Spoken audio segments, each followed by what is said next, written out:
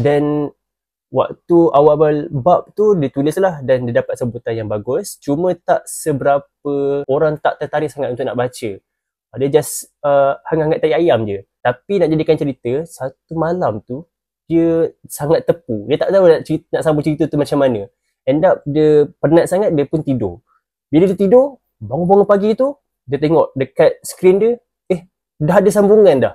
Tak tahu siapa yang sambung. Padahal dekat rumah tu, dia seorang je.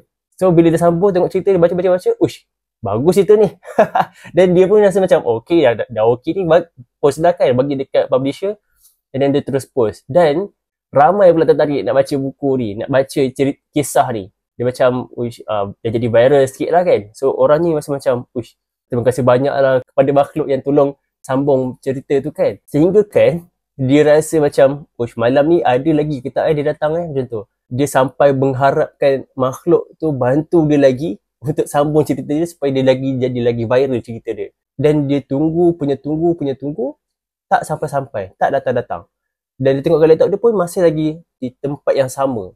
So dia pun rasa macam berputus asa dan sebagainya. End up dia macam penat dan dia pun tertidur. Dan bila tertidur tu, datang makhluk tu bersuah muka dengan dia dalam mimpi, bagi tahu yang dia kena buat aku janji.